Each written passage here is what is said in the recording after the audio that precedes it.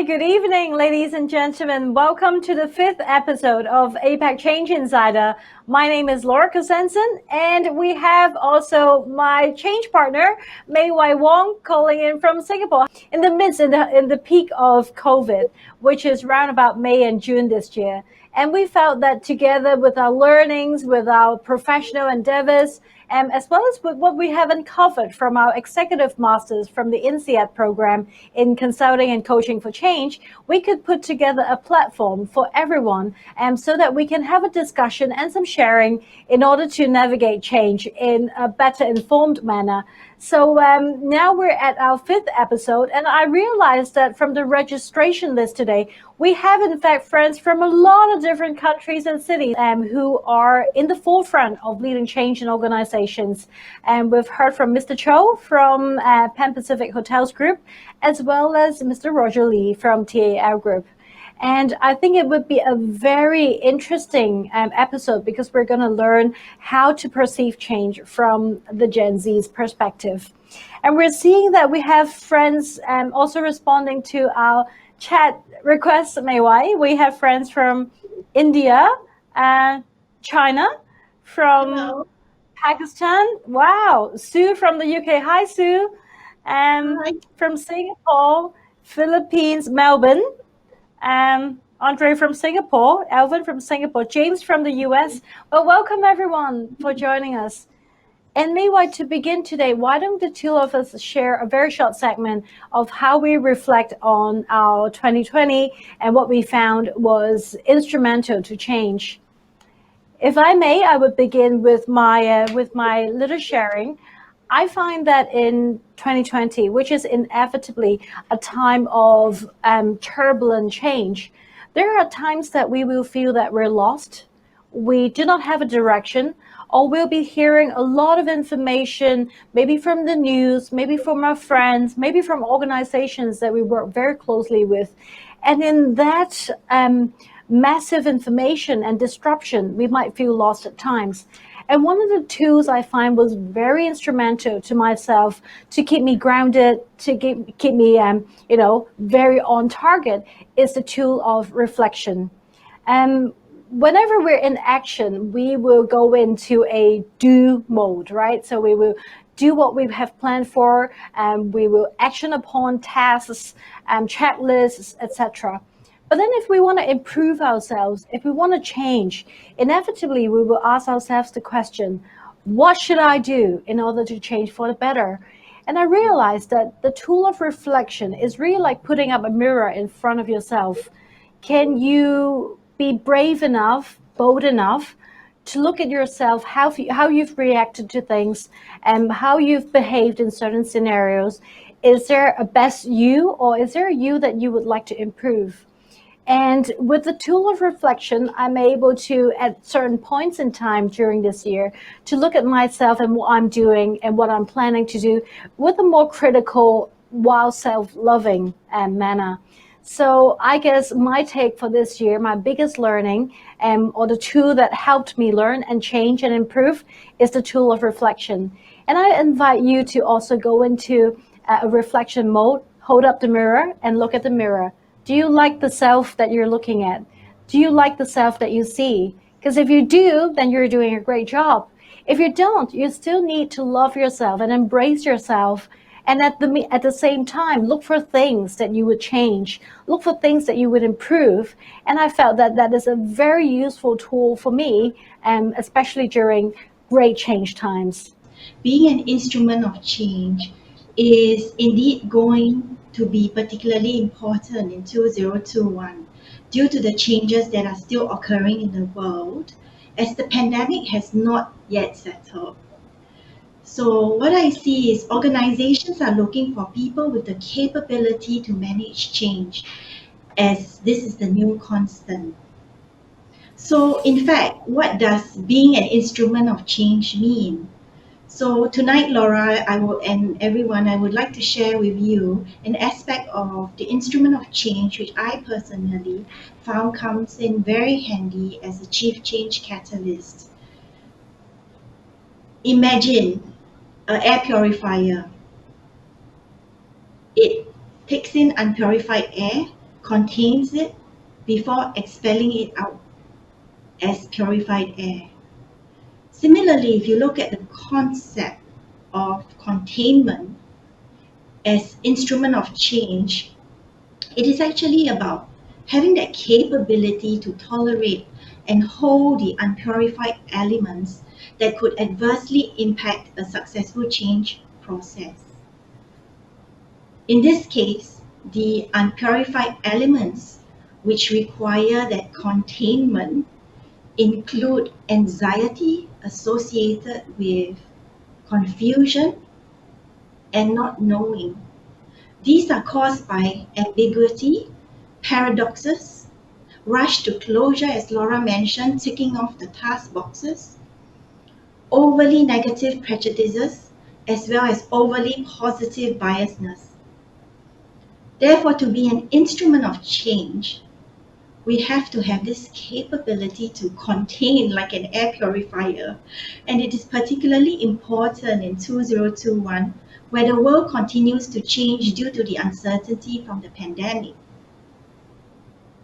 In addition to being a container, the air purifier also detoxifies things that it has collected. Therefore, one also needs the ability to do the same to be an instrument of change. This requires the ability to reflect, as discussed by Laura, and understand often hidden anxiety-provoking experiences to prevent an overflow in the form of an outburst, uninformed, unplanned, ad hoc action that can adversely impact change. Therefore, I found the air purifier, Laura, the analogy which was used by INSEAD EMC, explaining containment extremely useful for myself, as every case I face requires me to remind myself of the need to act like an air purifier by containing, observing, reflecting, empathizing, and reframing the issue. That is an excellent analogy. That's an excellent analogy. And I think one of the things that comes to mind is, what filter do we use if I were an air purifier, right? Is it the filter of reflection? Is it the filter of education? Is it the filter of love? Or is it the filter of hope for the future? And I think today we're bringing our audiences a filter of the future, because we have 5 Gen Zs gathered together, and we're able to see the world through their lenses. When it comes to finding a definition to oneself, a purpose, I myself like to look at that question multidimensionally. I think one can have multiple missions and multiple purposes, and even at the same time, I love to write, I love to read. I'm a person who's grown up looking for answers to life's biggest questions from the words of men and women that predate me. I'm a person who's sought an education in multiple fields simultaneously, because there are few things in this world that I believe as strongly in as in education. And in moments like these, where we have a lot of time in our hands to think, I think I can use that multidimensional perspective to reflect on my place in the world and how I can help it evolve. Hi everyone, my name is Harvard and I'm a third-year medical student studying Queen Mary University of London. Because of the COVID crisis, I found myself here back in Singapore on the 22nd of March, when my semester was supposed to end mid of June. Frankly, everything for me is really uncertain, and with the rising number of cases in London, I'm also very unsure on when to head back. During this circuit breaker period in Singapore, when I was back in Singapore, I took on part-time jobs such as being a store packer in a supermarket and being a healthcare assistant, taking temperatures and also helping with assisting swab tests. And I would like to share with you my experiences on that. I would also like to share my experiences as a Gen Z individual on how COVID has affected my family and friends, my relationship with family and friends, and how it has also affected my education, especially from the perspective of a medical student. I'm really excited to be given the opportunity to share with everyone, and I hope to see you guys there. Thank you. Growing up, I watched the world as a spectator, and studying history in school has always made me question as to what I would spectate within my own lifetime. Now, in the present, I no longer see myself as a spectator of the world. I see myself as a leader of change. Now, just over 2 years ago, I had earned my promotion to become a crew trainer in McDonald's, a developing leader. Now, with the new year approaching, I will become the next set of shift leaders, taking charge of the restaurant throughout the COVID-19 pandemic. The lockdown didn't keep me locked down as I vented my creative energies onto Twitch, supporting a close friend with her venture, as well as growing an international community of my own. When I'm not on camera or behind the scenes, I'm at the keyboard, writing the next tech or gaming article for the university magazine. Working to the best of my capabilities is something that's very close to my heart, especially when it is in relation to studying history. I give my all to my studies so that I can seize every opportunity ahead of me, and especially now, like many other students, I have had to adapt to the harsh realities of the pandemic and continue working hard on a subject that I have deep passion for. So now, I find myself facing an approaching new year. Equipped with a wide toolkit of knowledge and skills, I am ready to move forward toward change. Change within my own life and change as a bigger part of the world. Hi, I'm Imogen Ainslie and I'm a final year History and Politics student at Queen Mary, University of London. My main areas of interest are British constitutional politics and international human rights. And I think the reason I'm so interested in these things is because I'm passionate about injustice and looking at it and asking why. Why does it exist? Why can't we solve it? Why aren't we solving it? I see myself as a future catalyst for positive change in the world. And 2020 has been such an interesting year for really shining a light on these things, domestically here in the UK for several reasons, some related to coronavirus and others Brexit and various other big political disputes, as well as internationally, really illuminating the injustices and differences between people worldwide. And for me, these are the lessons that I hope we learn and things we take into consideration moving forward into 2021 and far beyond, that this year really is a turning point for future generations and for our generation to really take hold of and use in our fight for positive change in the future.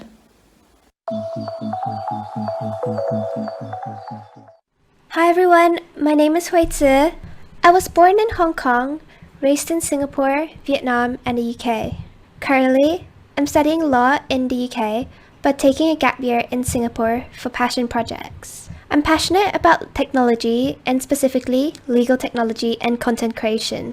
I first fell in love with legal technology when I worked at Allen & Overy Fuse, and I've since taken up a coding course online. Helping startups with their legal issues intertwines the two things that drive me in life: coming up with innovative solutions and helping others. Accessibility to education is something that I'm very passionate about, and I am working on setting up my own non-profit organization to help children from less privileged backgrounds gain access to law. Before COVID, I used to volunteer to tutor GCSE English to children from less privileged backgrounds, and I found that it was very fruitful and I learned a lot from them. I've always been a creative individual, and there are always ideas in my head. Hence, I ran my own popular blog at 14, and I took up journalism at the age of 16. As I love content creation and gaming, I decided to explore the realms of Twitch, a popular live streaming platform for gamers. I've made many friends and many great memories, and I love my community on Twitch. I want to continue to be a change leader and create online content that is thought-provoking and makes people feel like they are not alone and that people care for them. Thank you.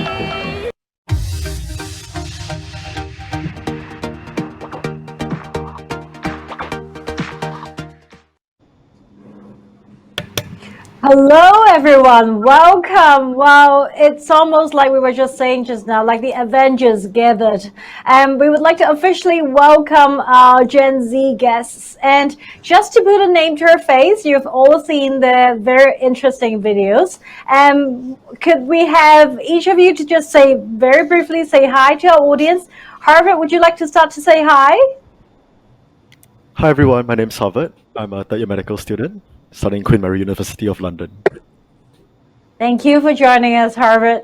And how about Imogen? Would you like to say hi to our audience?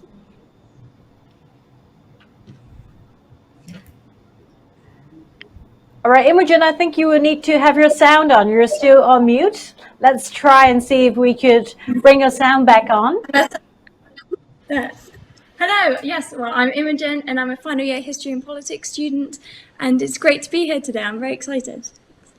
Thank you so much. I loved your video. And right in the center, between myself and Mei Wai, we have Ali.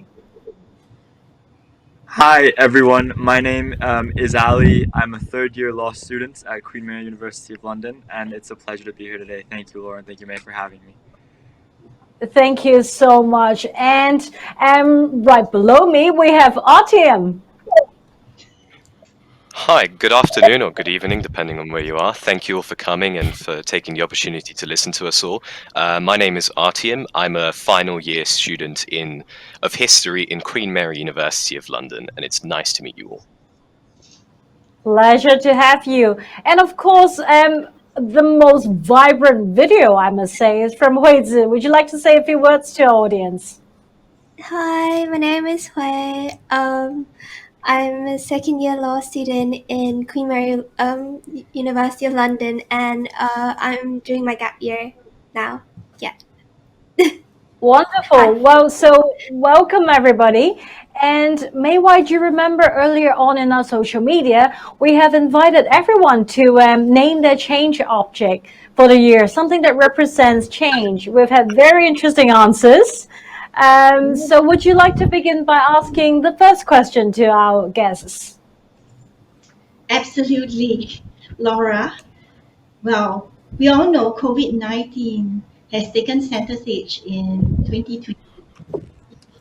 I thought it would be interesting for us to understand Imogen's reflections on how this event has impacted her. In view, she has selected a very unique change object. Imogen, over to you. Yes, well, the change object I chose was this board game, which I'll explain why that's such a symbolic thing for me this year. Because really COVID-19 and this whole of 2020 has just been such a transformative year for pretty much everyone on the planet. And I think no one has come away from this year without experiencing some kind of change. But my main takeaway as a student of history and politics, and specifically politics here, is that unlike the rhetoric at the start of the pandemic that, oh, this is something we're all going through together, it really hasn't shown to be like that. We've seen massive inequalities, massive variations in the way that people have engaged and been affected by this pandemic. And I don't think that coronavirus has caused a lot of these problems. I think it's shone a light on them and illuminated them and exacerbated them, but it didn't start them. Primarily looking at things like social welfare, our financial systems, our healthcare systems, especially our mental health systems, and everything that coronavirus has done to show this to us, how inadequate some of these systems are, is really a challenge for our generation now, and it's really galvanized me as the future leader of this change, that actually things that the generations before us have kind of put on the back burner and waited to fix, things that can't be fixed in a 4 or 5 year presidential prime ministerial term, actually we really do need to solve now, because it's completely inadequate. In Japan last month, more people died of suicide than coronavirus in the whole year. That's showing that things aren't working, and that here in the UK we're seeing queues for food banks that we've never seen before. On the same year that billionaires worldwide had a net worth of over 10 trillion.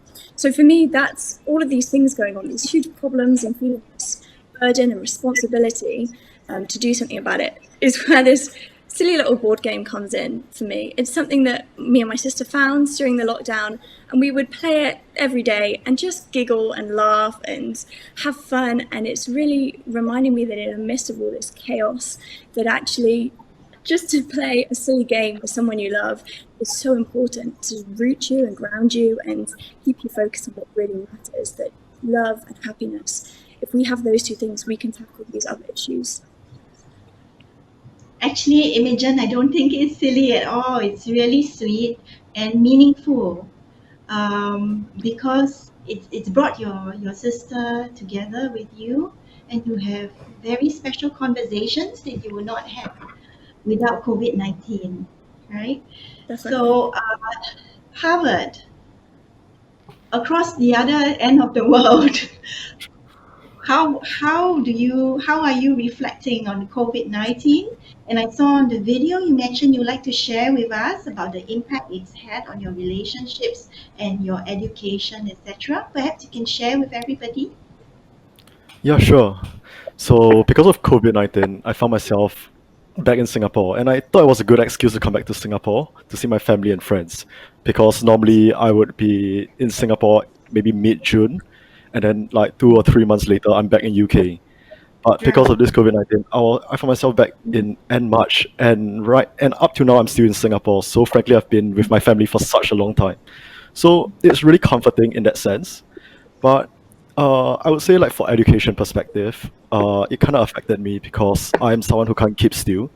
So Mm-hmm. initially, I thought being able to have all my resources online, being able to watch it at 2 times speed, I thought, hey, I can get my life together. But frankly, I found myself like fidgeting with a lot of stuff in my room, being so distracted, going out so often after my lockdown. I found myself going out so often that actually I felt that my education was compromised.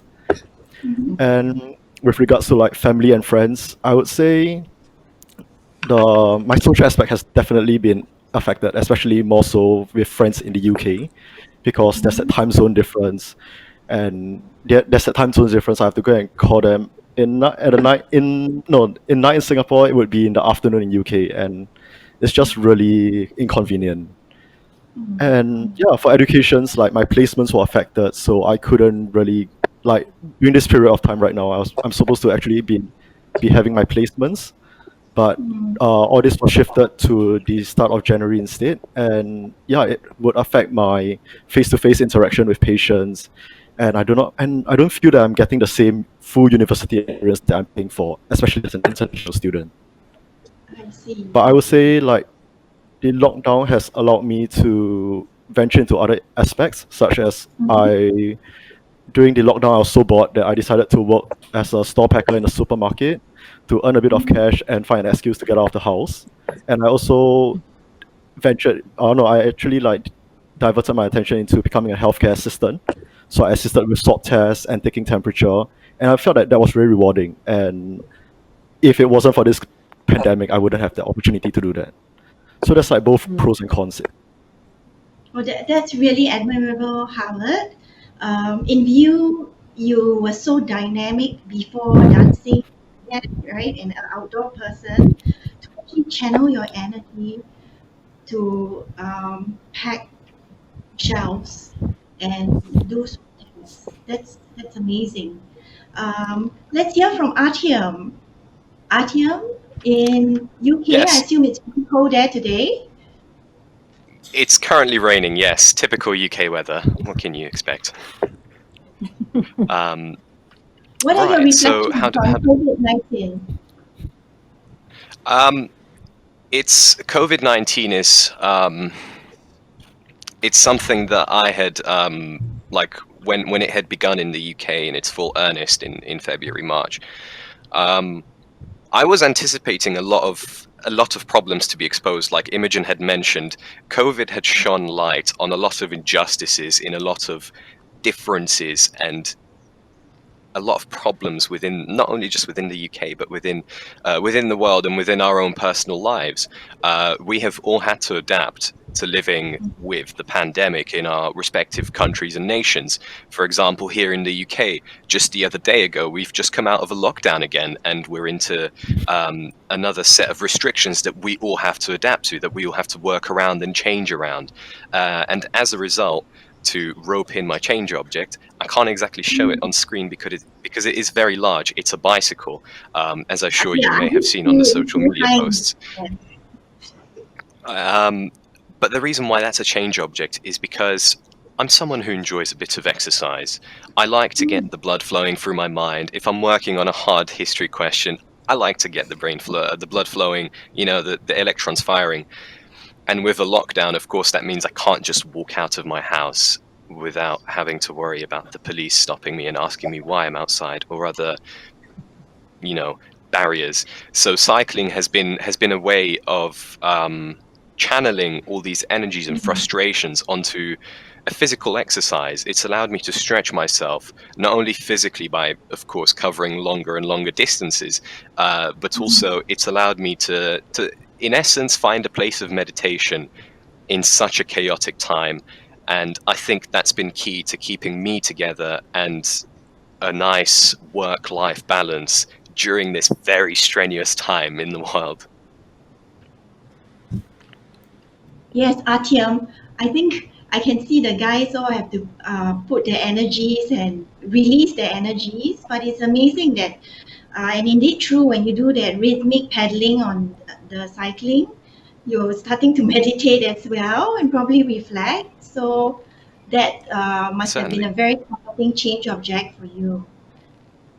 Absolutely. Laura, I'll Yeah, hand and you I over think, to the second question. yes, I think we have some very interesting insights from the three of you. And in our previous episodes, if you have watched the previous 4 episodes, in 2 of them, we have actually invited CEOs of multinational companies to come on and tell us about the business challenges that they're facing and how they have reacted or responded to the COVID situation.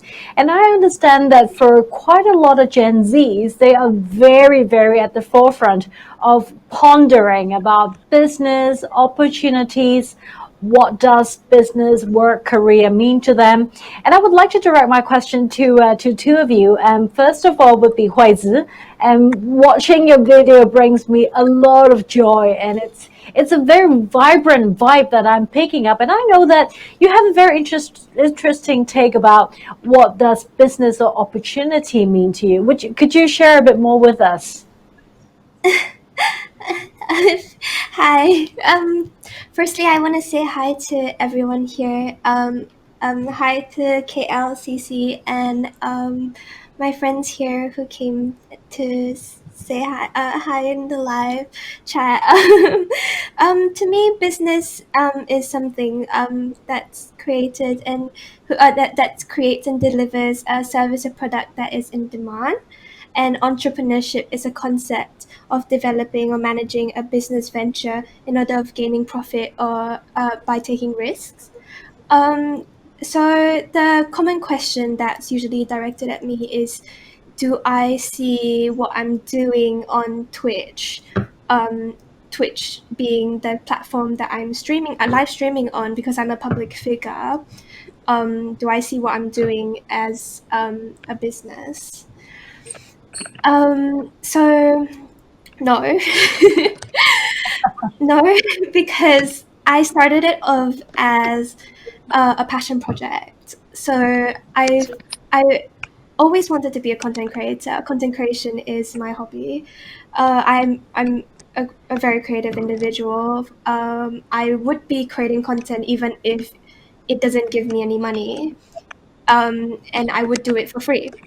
I would be creating art and I would be creating videos and playing computer games and doing it for free and creating all this for free content.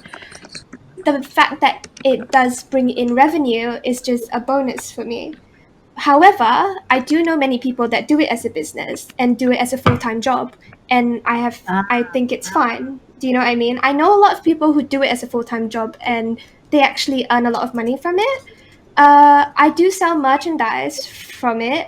For it, for example, I do sell bags with with my Twitch name on it, and I have hoodies and stuff that people buy to support my brand. But I earn a very little profit from it, and mostly it's just because I enjoy making the product and it's just for fun. Do you know what I mean?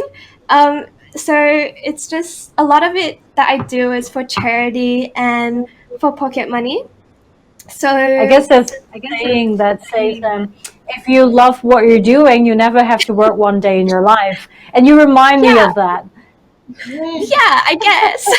I mean, in the end, I feel like I study law, so I guess in the end maybe I might do something that has to do with technology, law, and maybe content creation in the future. But would I say that Twitch would be my future career? I don't think I would ever say that Twitch is my career per se. I wouldn't say that content creation is my job. Do you know what I mean? Like, it's not my Right. business. Well, content Yeah. creation can come in a lot of different forms, like you were Yeah, saying, if exactly. you're a creative person. Wonderful, thank you. Well, I'm going to move up one frame to Ellie. Yeah. So, Ellie, what does business, entrepreneurship, or even creation, like Huizi was All of it. saying, what are these to you? Yeah. Well, I'll follow up directly on something that Hui basically established. And I think that an unconventional way of defining entrepreneurship, I'll start off with that concept, is kind of tricking yourself in a way into a business without the elements of necessarily it feeling like work. And what I mean by that is I interpret entrepreneurship twofold. There's a component of identification, one of reflection, and then there's the leadership component. I think it means identifying a problem within society, something that resonates with you and your values, and then taking the initiative and leadership to address that issue in a way that's true to who you are, and to what your passions are, to what your ventures are. And I'll come back to the element of passion in a second, which I think is vital to entrepreneurship as a whole and to entrepreneurs. Business fits right in there because it's an interaction, right? It's an interaction that brings together this sustainable relationship between a solution to the problem and the problem itself. And it ties that together with some form of tangible benefit that can economically, socially, or even environmentally sustain the business as well as the people who are running it. I think that you're looking at how this problem can be solved either through a good or a service, and then in turn, how the corporation or the individual can be rewarded, primarily monetarily, for the provision of this solution. In my own experience, I've indulged in a creative venture like Huizi, but on a different platform, on a different field within the field of fashion. I started a brand with a friend called Etiquette Limited. And in the age of consumerism, the particular problem that kind of drove our creative minds to this was that we noticed that there was a lack of fashion as a means to expressing one's opinions and sharing one's voice. Particularly in a time in which that's being done at a broad scale to broad masses and very, very publicly. So we decided to put our own voices to use and address that issue with our own socially reflective brand.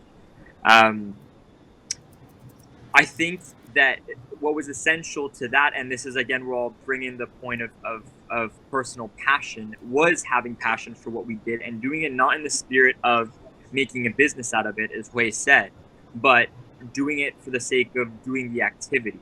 We took the business element of it as a backbone structure, as a means to support this kind of independent entity that was growing by itself, so that it could sustain itself and so that it could sustain us the more time that we developed or that we delved into it. I hope that kind of gives a broad understanding of my visions with respect to entrepreneurship and business. Yeah, and I think what I would also pick up on is that a lot of organizations that are successful are actually built upon a vision, a purpose, instead of built upon making money. So I think the two of you, what you've just told us is that it's something that you believe in, it's something that's very core to your identity, and you find that the market needs it, or you will find an audience, and hence you embarked on that journey. So that is wonderful, and I think the future is in good hands. With future business leaders like yourself, even though Hui said that's not a business, but I mean, you know what I mean. So I would like to slightly tweak out, turn our discussion to a direction of trend. Our topic this episode, actually, in fact, a lot of business acquaintances have asked me, so what does Gen Z see in the future? What trend do they predict? So I think that is a very core question to our fireside chat today. And if I may, I would first like to address this question to Harvard.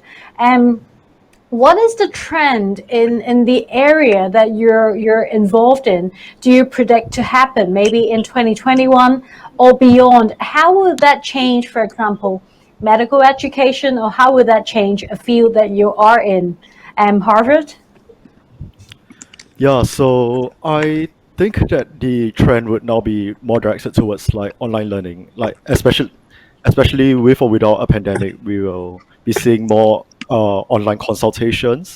So recently, my school has updated our curriculum, and we are focusing more on how to take our medical history online, how to talk to patients online.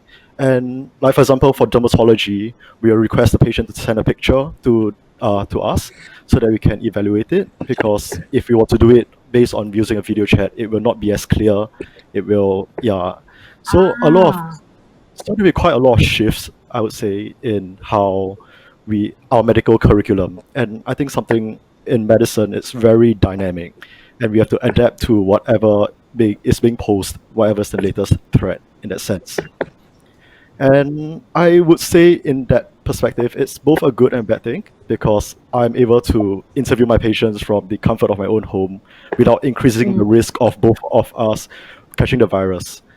But like all forms of online learning, you really need the discipline to attend all the sessions, and frankly, I'm finding it a really hard time. There's also the lack of like a personal touch, I would say. So there's no face-to-face interaction, so you can't really tell from the patient's body language and eye contact if they want to say more, if there's more to this illness or something. Can't console them physically as well. And yeah, and we're also at the mercy of the Wi-Fi. I found myself being disconnected so many times, and it's so disruptive for learning. I also say Well, I think you have a good point on how the experience of medical consultation will even change. I think both as medical service providers and even as patients, we need to adapt. Yeah, we are. So they are emphasizing more on like really serious illnesses where you will be physically examined, whereas for the less serious one, they are making a shift towards online consultations. So that will also reduce the manpower needed to conduct physical examinations. So it's really I would say a really big change as well. And especially for our curriculum, we are also focusing more on infectious diseases, especially the pathogenesis of COVID. And just recently, we had a guest speaker from the Royal London Hospital to teach us about it and how to don the PPE and what the NHS is actively doing to contain it. And I quite like this shift because it feels really relatable, especially being in the midst of all this pandemic and being a medical student. So it's really something that I would say my seniors wouldn't really have a chance of experiencing. And yeah, we also talk about the policy making and how to manage expectations with people. So yeah, it's really I would say my school has really changed our curriculum and tried to and adapt it, especially within this short period of time. And yeah, it's quite interesting. Thank you for bringing this to our knowledge. I mean, we feel a lot of times that we're more on the watching the news angle, but from a learning perspective, there is actually a shift in how relevant, how recent it's the learning, the teaching, and the way that it's being conducted, and even the specialty areas. So I think that I feel much better now. Or saver in a way because of how the education is being brought about. I would like to shift the same question for Huizi. I know in a lot of people's eyes you are a trendsetter. At least in my eyes you are. So what do you predict to be the trend in your area in 2021 or beyond? For me, I'm going to talk about two areas, mostly legal technology, I would think. So I would say for legal technology, I would think that virtual legal assistants would be the first thing. So I think people already have been saying that chatbots and AIs will be coming So yeah, most importantly, I think that a lot more companies, a lot more law firms will be adopting chatbots and AIs. Secondly, I think they will be filling the gap of legal tech expertise. So a lot of companies will be hiring people who have legal tech expertise. So a lot of new fresh grads will be not only having law expertise, but they will also be having computer science expertise. A lot of new legal fresh grads should be. I think it's fair to say should actually be picking up coding. Um, I think if you're a law fresh grad, if you are graduating in the year 2021, 2022, or 2023, pick up either Python or simple coding, just basic coding. It's just good to learn, and that is a trend that I predict that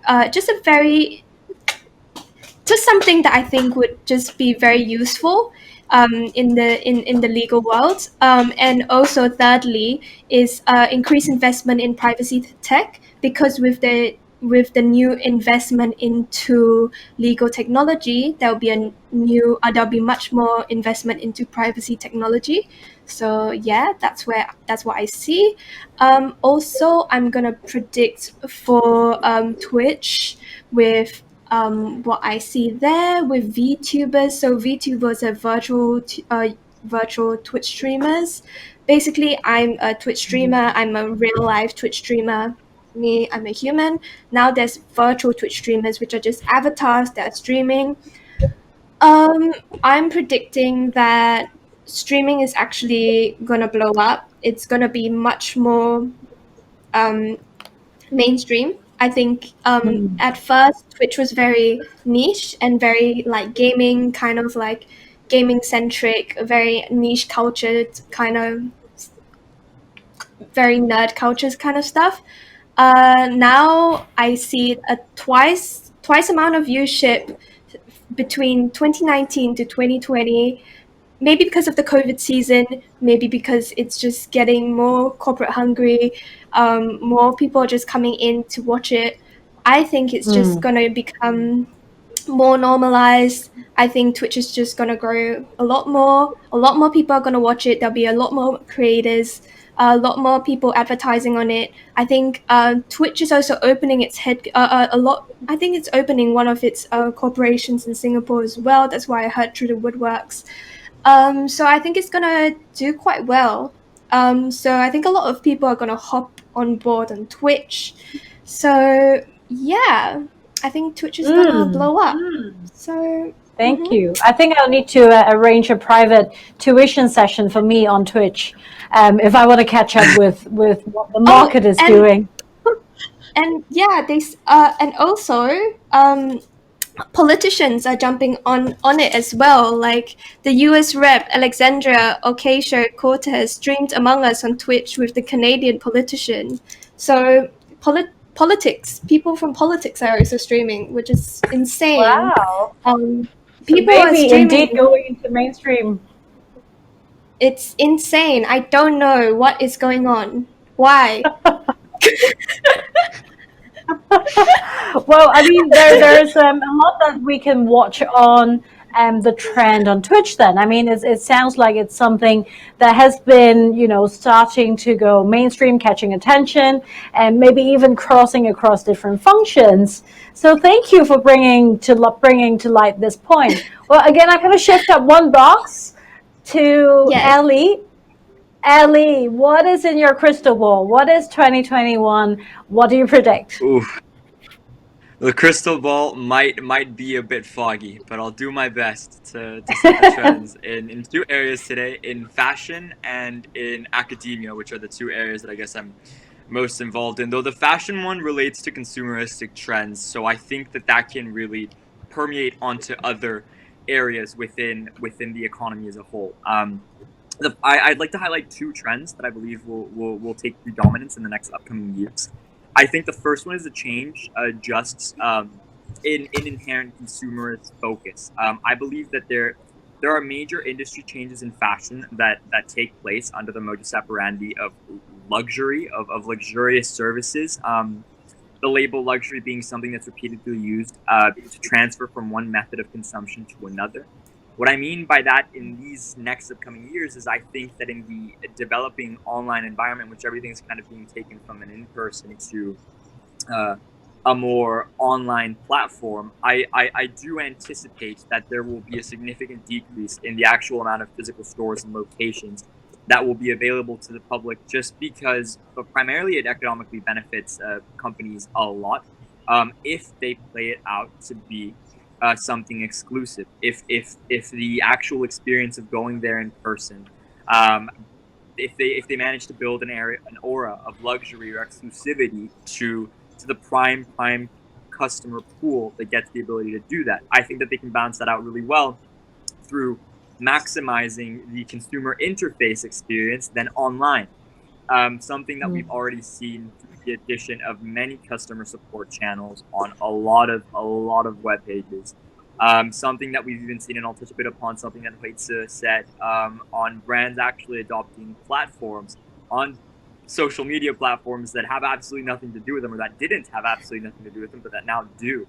Platforms like Twitch, like TikTok, which is a very intelligent marketing strategy, because they can adapt marketing material to then meet the kind of tailoring or the DNA of these platforms, and nonetheless still have their brand permeated in all of this. I think the second change that I'd like to highlight is a focus on the actual what's being consumed, because I think that there will be a focus on consumption of goods and services that are of high usability and practicality within fashion itself. Right now, there are many firms that are developing fabrics that can literally clean themselves, so inclusion of copper or copper threads within them. Smart clothing, we have biometric shirts coming out, contactless payment jackets. There's an Australian startup, I believe it's called Wearable X, that actually has developed yoga pants that can sustain your body in a specific position after you enter it for a certain amount of time to help you if you're doing yoga at home without a coach or something. So I believe that goods and services that actually serve a fundamental purpose, again, going back to what I'd spoken about earlier of identifying a specific problem and solving it, are inherently the future of this consumeristic focus. With respect to academia, which is something that kind of touches me a lot more personally right now, I'll have to agree with Harvard on a lot of on the overall general environment, pretty clearly moving from in-person to online, both because it benefits job providing companies and academic providing institutions like universities financially, but also because there's again a practical and a usable element to people managing their things on their own time, and there's the flexibility that is unparalleled, at least insofar as current academic institutions go. However, I think that that's quite a short visioned benefit, because I think that there is an inherent growing sentiment of unhappiness and dissatisfaction on the people that are on the other end of that stick. At least the people that I'm surrounded by that are around. A lot of students feel that there is this inherent human component that Harvard also brought into perspective when he was discussing patients to doctor relationships. There is this element of humanity that's so inherent to our nature that without it we feel unsatisfied. We feel like there is something missing, and I think that can have long-term effects on just performance in general, academically, professionally, because it's something that is essential to how we perform our jobs. We need to be happy doing what we do. If not, we think that we're the ones who are suffering, and we are, but society will suffer long-term consequences of that as well, in spillover effects. Yeah, that's I guess all that comes to mind immediately. Thank you, Ali. I mean, bringing up the trend prediction in fashion industry, I think that's more from an innovation perspective as well, and what we're seeing in the market in response to what's happening in the environment. So that could be a plus due to COVID or due to some of the innovations. And I think you hit the nail on the head when you spoke about the second point on education, happiness or unhappiness feeling isolated and not being connected. Traditionally, we feel that education has to be in a certain way, and now we're forced to experience education in a different way. So what does it really mean? I think a few of you have mentioned it, and I think that's an important area for us to look into. So Mei Wai, would you like to do us the honor of asking the final question for the fireside chat? Thank you, Laura. Wow, that was amazing hearing the trends from Harvard, Huizi, and Ellie. Thank you. Now let's go a little bit more personal. And I'd like to have a discussion with Artiom and Imogen about their change goals. Artiom, would you like to share with everybody what your change goals are for next year? So next year I'm going to be graduating from university, hopefully, if I pass, which I will. I'm a smart boy. But my change goal, yes, fingers very tightly crossed, especially with how hard I've had to work this year with the pandemic. But my change goal personally is not only to obtain the history degree that I've been working towards for so long, but to utilize it, to make it work for me. So that would include finding opportunities with organizations and businesses where I could utilize my skills and knowledge, or whether that be continuing my studies onto a master's degree and perhaps doing some research in a field that I personally find passion in. So currently I'm writing a dissertation about the portrayal of enemy combatants in war films in Hollywood from the 1940s up until present day. And it's something that I find quite interesting, but asides the point, that's something that I would like to continue working on, something on those lines, utilizing what I had picked up this year, utilizing the changes that had come across this year in order to make next year an even bigger success. So then, despite all the challenges that have gone across this year, I continue growing and developing myself and, well, either inspiring change or inflicting it myself throughout next year. Well, thank you, Artiom. I really like three things about what you just said. Firstly, the fact that you have the goals, but you have broad areas around it, which means you're not really restricting yourself. You could be doing this, you could be doing that, and I think that's really important in times of change and uncertainty. The other thing I understand is you write really well, and that's really good for reflection as well. And that's thank you very much for sharing that. Imogen, would you like to share your change goals?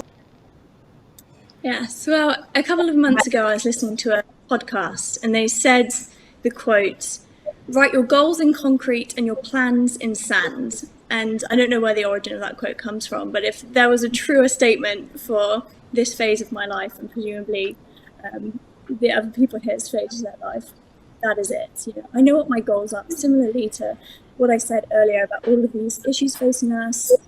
Being a student of politics, I know that I want to be a part of tackling these problems. What is my plan to do that? Right now, we still don't know. Would I have chosen to be entering the job market in just a few months in the worst economic crash in 300 years? Probably not, if I had the choice.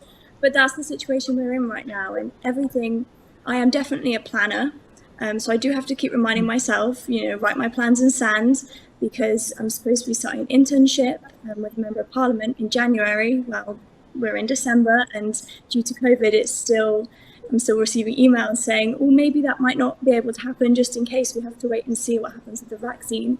So for me, in a weird way, my change goal is to be more accepting of change and more accepting that when things don't go the way I planned them to see that as a positive thing, because I am already seeing positives of the change in my life, being more open to opportunities that maybe I wouldn't have looked at before, feeling a bit more free that actually, 2020 has been such a strange year that it seems like nothing happened and everything happened.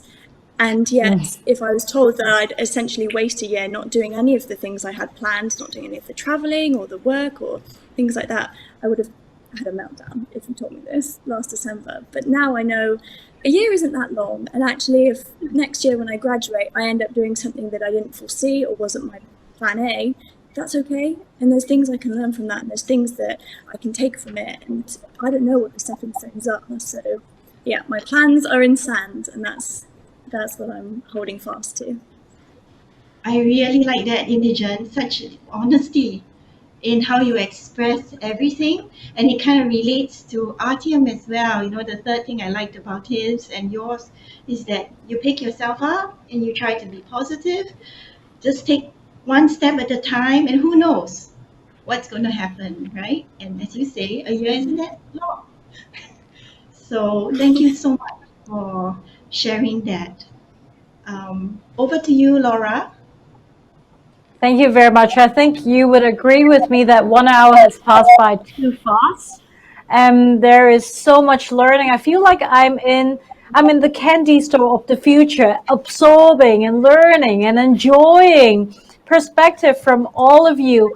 I think even though our show is about to end, but I'm sure that your future ahead of you is as bright as it can be. And I love the fact that a lot of you have told us about ideas, thoughts, perspective that involves everyone else. So it's not just you, but it's the society and it's the world that we live in. So with that, I would like to thank everyone and wish you all an early happy Merry Christmas. Why don't we put our hands together for our Gen Zs? Thank you so much. Thanks for being on our show. Thank you. And Merry Christmas, everyone. Ellie, Merry Christmas. Yes. So why don't we wave goodbye to Gen Zs, and Mei Wai and myself will briefly wrap up the session. Thank you, ladies and gentlemen, for joining us from wherever you are. Thank you so much. Thank you. I think based on my observations tonight and my experience with Gen Zs and millennials from the perspective of succession planning for corporates and family businesses, I can already see developing themes. And here are 3 attributes I can see of Gen Z that will likely impact the change in 2021 and beyond that I'd like to share with you. Firstly, Gen Zs I see tend to care deeply about society and the environment, as well as diversity and inclusion, and they appear to be living for a purpose beyond themselves. This perhaps is due to the realization that they will be the generation that will experience any adverse effects of change if they do not try to influence its trajectory. So trying to take control. Secondly, Gen Zs don't seem to be afraid to venture, have the ability to multitask and gravitate towards, as I mentioned, taking control of their life. Example, through whatever forms of entrepreneurship they see. They are resourceful. They tend to prefer to gravitate to less structured portfolio path versus perhaps a standard 9 to 5 kind of corporate role.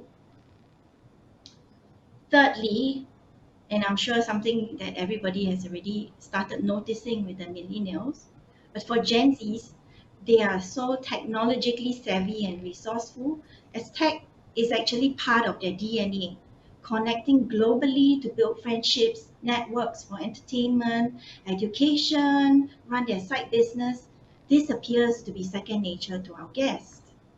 So I see organizations should therefore watch Gen Zs very closely, and all these attributes may give them a good start to being change catalysts, if nurtured. Interestingly, given the uncertainties coming our way from 2021 and beyond, Gen Zs, Laura, may well have little choice but to be an instrument of change in everything they do.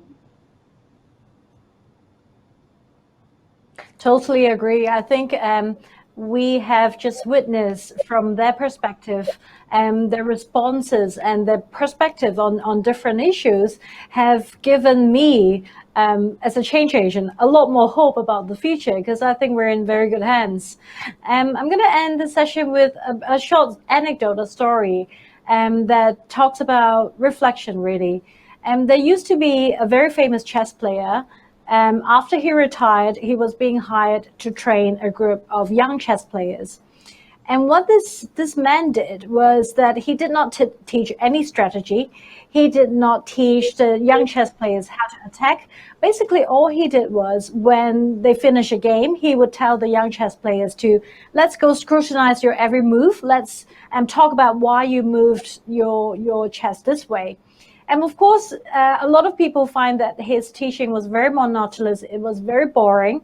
But then when it comes to a big national chess competition, the young ones that he trained actually won a lot of chess masters. So when people asked him, what is your trick? The answer really is, there is no trick, there is no strategy, there is no specific attack moves. There is only self-reflection. And I think this is something that could apply across different generations or different industries. If we want to be the change leader, if we want to change for the better, either we train ourselves to be good at better instruments of change, better air filters, air purifiers, or we train ourselves the skill of reflection. And one of the ways that we did reflection, Mei Wai, today, is that we reflected together with our future generation. And I think that's a beautiful way, as our Christmas special as well, to be able to view the world from their perspective, with ideas from them. So with that, we would like to wish our viewers a very happy early Christmas. Would you like to say a few words, some pushes to our guests, to our audiences? Yes, I'd like to say thank you very much for your time, especially today. I know we have some special guests as well as Gen Zs joining us. I hope you found our show interesting. Have a Merry Christmas. Stay safe, stay strong, everybody. And hopefully we will be meeting in the same location very soon.